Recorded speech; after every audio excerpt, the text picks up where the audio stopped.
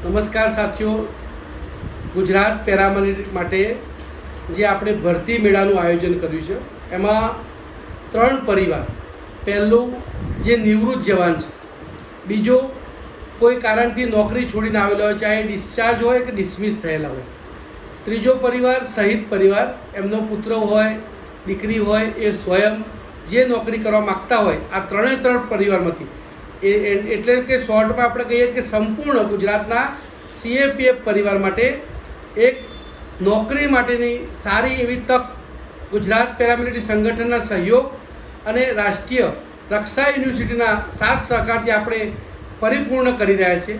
તો આ કાર્યક્રમમાં આપ સૌને તમામ જિલ્લા પ્રમુખ સુધી જો અહીંયા પ્રદેશ કાર્યાલય ના પહોંચી શકે એવા પરિવાર એટલીસ્ટ જિલ્લા પ્રમુખને આપ જાણ કરો, કારણ કે સૌથી અગત્યનું આપ સૌ ભરતી મેળામાં નોકરી માટે આવશો, આપને અનેક વિકલ્પ મળશે.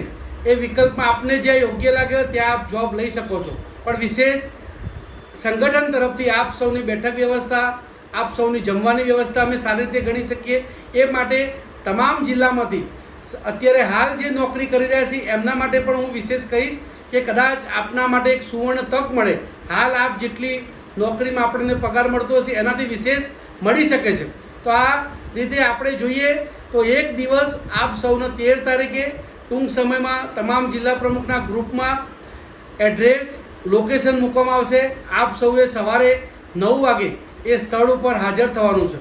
ખાસ આ મોકો કોઈ ચૂકતા નહીં, કારણ કે આપણે તમામ હોદ્દેદારોને, તમામ જિલ્લા સમિતિને, તમામ ગુજરાતના 33-34 હજાર પરિવારને એ તમામને આપણે વિનંતી પ્રાર્થના કરી છે કે એટલીસ્ટ નોકરી કરવી ના કરવી એ આપના હાથમાં છે, પણ આપને એક સારો વિકલ્પ મળશે એની અમે આપને બાંયધરી આપીએ છીએ કે ઓપોર્ચ્યુનિટી વિકલ્પ ખૂબ મોટો છે.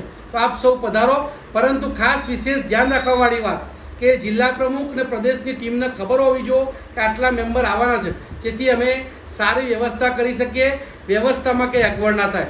એ વસ્તુનું આપણે સૌએ વિશેષ ધ્યાન રાખવું. જય હિન્દ, જય ભારત.